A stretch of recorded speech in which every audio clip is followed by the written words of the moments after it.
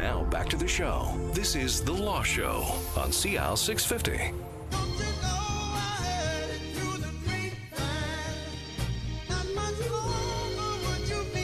The grapevine, the rumor mill. It's The Law Show on CIL 650. We're talking immigration law. Alex Stojcevic is one of the partners with Maynard Kisher Stojcevic, immigration and citizenship lawyers, online, by the way, at vancouverlaw.ca. Alex, we were talking about, you mentioned, and I don't know how many people are aware of this, as Metro Vancouver, we know about the influence of foreign buyers on the housing market. That's certainly been a headline for months, if not years. But you're telling us just a few minutes ago that there are well over 100 cases pending here in the Vancouver area right now regarding, are these bogus immigration claims, Alex, or are they criminal in nature? Are they refugee claims instead of being landed immigrant claims? What are these cases about mostly? Well, they're all of the above. Oh, really? So okay. There's elements of all of these points because the source is mainland China. Right. So what, as part of this corruption crackdown in China, you have seen a huge number of red letter warrants being issued in Interpol for all sorts of people. Between 2003 and 2010, you saw a huge number of all of a sudden China started to use that system, which they had never used up till that point. And what's occurred and what's been realized is that there is not insignificant amount of identity fraud with certain people, particularly ones that are accused of embezzlement, corruption, or who are subject to civil cases in China, who have left and showed up here as somebody else. Showed up here as somebody else. Okay. So in that sense, these are people who've committed misrepresentation. Absolutely. They've lied about their identities. That is a misrepresentation that our system sees as going to the heart of a case. And that's instant grounds for deportation too, isn't it? No, they're permanent residents, so they would have rights to appeal and humanitarian and compassionate considerations, etc. But yes, it is definitely a ground that you can be deported on. Sure. And many are. There's an additional element to it that many of these people have been accused of what are being called as crimes in China. And then there's a debate as to whether those are equivalent to Canadian criminal offenses or not, and which is a requirement under our system that the Chinese charges meet an equivalency test in Canada. Right. And that's sometimes difficult because China tends to conflate different types of offenses. They have a less rigorous rules-based system than we do. I mean, some would argue that it's rules-based only in theory as opposed to practice, or not even in theory at all. So you have these challenges, and so that's the criminal element of this. And then the third element is once a person has been ordered deported, or while they're going through that process, they will be entitled, like other people would be, to make a claim that they will be persecuted in China if sent back, or facing cruel and unusual punishment. So they make a refugee claim? And many do. As an act of final desperation? Well, hardly final desperation. In the case of Michael Ching, that has been widely publicized, Mr. Ching, who is my understanding from what I've read in the press and what I've read from his court case, is someone who was here as a permanent resident for quite some time, has donated to multiple political parties. I believe his daughter was even Well, you were mentioning Justin Trudeau a few minutes ago. His daughter was I believe, the president of the Young Liberals of BC, and we saw pictures of her with Trudeau in the papers recently, and she had to step down. There you are. So this is her father is alleged to be someone else who was a son of a very prominent party official who is accused now of corruption. I don't know if he's accused. I mean, from my reading of Justice Roy's decision in the federal court in his case, from what I remember of it, I don't know if he's directly involved or if he's involved with several other people.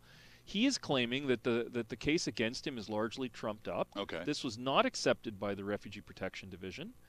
And when his lawyer, who is a very prominent Canadian human rights lawyer, David Matus from Winnipeg, challenged this in federal court and said, look, they're accusing him of all sorts of things, but they're not saying what the evidence is against him. Right. They have to put forward something.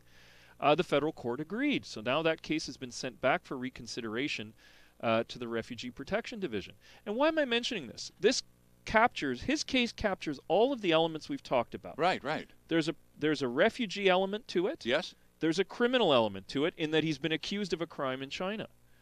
Canada has to determine if that's equivalent. And my understanding is, to some extent, they've done that. They've made that determination. How it went, I'm not sure. There's an identity fraud issue because apparently he entered and became a permanent resident under a different name from what he applied for originally. So and this is a person who has entered the market in Canada with significant financial assets, who's built up a development business, a real estate development business. Right. And ingratiated himself with most of the political establishment in the process. So you see that there is all of the elements that we've been discussing are wrapped up in his case, and you can see what challenges those pose to both policymakers and to enforcement officials. Because many would tell you that this is exactly the type of immigrant we want. No one is suggesting that Mr. Ching is not an enterprising fellow and with lots of energy and who's done well for himself here. Certainly able to make a buck. Yeah. Certainly been able to make a buck, but Right. at the same time, clearly he had a past that he didn't fully disclose to the Canadian authorities, and that's the dilemma that policymakers have. I'm curious about the refugee aspect of this, Alex. How frequently does this come up where a person is in Canada and there's some brush up with the Canadian government, so their case becomes noticed, and then there's a threat of being returned to the former country from which they immigrated to Canada, but then they're told that if I go back to my former country, I'm going to be put in jail, I may be tortured, I may be whatever, and paint a pretty bleak scenario. So I don't want to be sent back, so I'm going to apply for refugee status based on what's likely to happen to me if I am indeed sent back to my country. Is this fairly standard stuff? Do people do this? I wouldn't say that it's standard. People do it.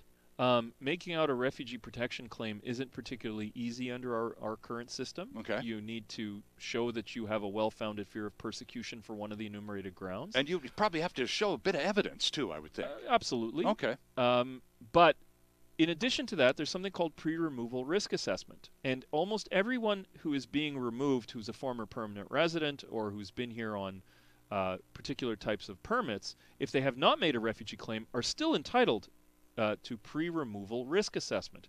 And that operates the same way. Instead of an independent decision maker like the Refugee Protection Division, which is part of the Immigration and Refugee Board, and they're an independent tribunal, it's an officer at Citizenship and Immigration who determines whether or not a person is eligible for protection based on risk in their own country. So everyone will get this as part of, at one point or another. If you don't make the refugee claim, you'll still have this other thing, this risk assessment in most cases.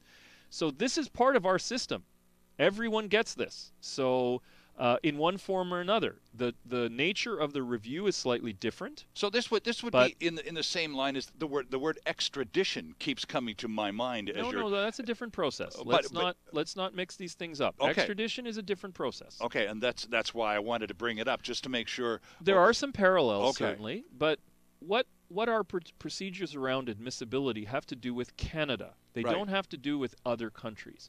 Extradition is the process by which one country asks another, based on a treaty that they've signed or an ad hoc agreement, send us this person to return back. them. Right. And there are rules around that are particular to both the Canadian Extradition Act and the various agreements. Do we have such an agreement with China? We do not. Oh, okay. So that muddies the waters in terms of being able to interact government to government, wouldn't it? That's correct. So instead, what we look at are purely Canadian things. What have you done that has violated Canadian immigration law as part of your application? And that's how that is addressed by and large. And if it starts, Alex, with, well, when I arrived in Canada, I said I was somebody that I'm not, that's pretty much a knock against you right out of the box now, isn't it? It can be, no question about it. And there wouldn't be an acceptable reason for not declaring yourself to be who you really are. I don't want to go to that length. I know of cases where people have lied about their identities and who were allowed to stay, and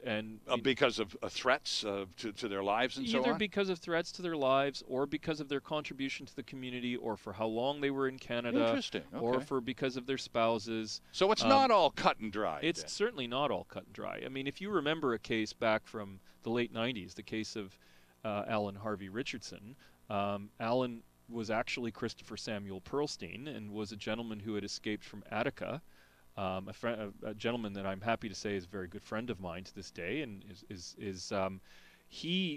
his case, he was discovered to be somebody who he was not. He had escaped from the camp in Attica during the time of the infamous Attica riots in the 70s, really escaped with his life, and had lived in Canada illegally since the early 70s under an assumed name that he got from an organization that was helping draft dodgers.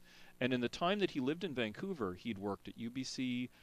He'd been a paragon of the community. Started the Pacific Bluegrass Society here in the Lower Mainland, and unfortunately was arrested in 1998 and deported to the United States. However, after that, he was sponsored back, and the Immigration and Refugee Board, despite his criminal inadmissibility for what he had done that had sent him to prison in the States in '71, which, by the way, was allegedly selling 4 hits of acid to an undercover cop. That got you 4 years in jail in Rochester, New York. Wow. In 1971. Yeah. He was allowed to come back to Canada and has lived here ever since. So exceptions are possible. Always. Okay. So I don't want to say that you can't get around these things if in the right situation, and that's why we have rules that allow all of the circumstances to be reviewed. My problem with the enforcement mindset that's gone on these days is that the avenues for reviewing all of the circumstances are increasingly becoming fewer. Right. So people don't have any other choice but to say, look, yeah, okay, maybe I didn't tell you what happened in China, but I think the thing against me has been largely manufactured. Here's why. There's no avenue to do that in unless you have something like a refugee claim or a pre-removal risk assessment process. Even with a good lawyer, the rules are the new rules are written such that no, there's no possibility because you don't fit any of those categories. No, I'm not saying there are no. I'm not saying there are none, but there are fewer than there were. Right. And, okay. And that's why it's people have to then. really focus Right. on every avenue, and that's why Mr. Ching. I mean, the arguments he's put forward are not without some merit. China had an extradition case where they made an ad hoc agreement with Ireland to return suspects in China that were in Ireland, and where, according to the Irish Times from 3 weeks ago, one of the suspects, even though China promised that they would not be harshly harmed, dealt with, was apparently executed. Right. And right. this has caused a significant blow in Irish and Chinese relations. Now, there's reports out of China that may not be true, that the person was killed or not, but you can see that this is the type of thing that we have concerns about. If you remember the Lai case, a case that took almost 13 years to prosecute in Vancouver. Lai was a gentleman who came in 2000 or 2001 who was accused of a massive $2 billion corruption case in China, where he was running through several ports in China, was running goods in without paying duty on them. Okay. He was here in Vancouver fighting his extradition for over a decade, or his removal from Canada for well over a decade, but was eventually removed and is in prison in China now. Just before we take the break, on the matter of removal, you referred a few minutes ago to the backlog. There was, and this might just be an urban myth, Alex, which is why it's good to have you here to stick a pin in it if it's the case. But there was a point where there was an enormous backlog of people who had been declared to be ready to be deported. We want these people out of Canada. And a lot of them just sort of vanished into the outback, so to speak. They just disappeared, but there were thousands and thousands of people that were in this long queue to be deported. Is that the reason that a lot of these accelerated cases are now taking place? No, it has nothing to do with it at all. The challenge has been that the Auditor Generals over the years have pointed out to a systemic failing in our system, that we have a disconnect between the number of deportation orders issued, or removal orders generally, and the number of actual removals effected. Right. To effect a removal order, there's a process that needs to be followed. There's a protocol, and somebody has to, see that you got on the plane, or drive you to the border, fill in the right paperwork, and there's a larger number of orders than there are numbers that are confirmed. Right. Part of the reason for that is a lot of people self-deport. They leave before their removal order is effected. Okay. And since we don't have exit controls in Canada, so we some don't of those know people those numbers. Some of the people I said just disappeared. In fact, they went back home. Yes. Okay. Now, we don't know how many that is, but I would dare to, I've heard this in my entire practice since 1995. This has been an Auditor General identified problem, and certain people who think that we have a lax immigration system always point to that as being one of the big issues. Which is why I brought it up today. But it's nonsense. Okay. I mean, we don't know that it's a big issue. I mean, in practice, the majority that I've ever seen anecdotally is that the majority of people in these situations are self-deported. They don't go underground in Canada, because underground in Canada is a difficult thing to pull off. That doesn't mean it doesn't happen. It certainly does. But it's not anywhere near the levels that you will see in the United States. Interesting. So, urban myth, perhaps more myth than truth on that particular one. Alex Stoychevich is with us from Maynard Kisher Stoychevich, immigration and citizenship lawyers in Vancouver. They are online. If you want to have a look at their website, check out vancouverlaw.ca while we take this quick time out. There's more of the show still ahead. This is The Law Show on CIAL 650.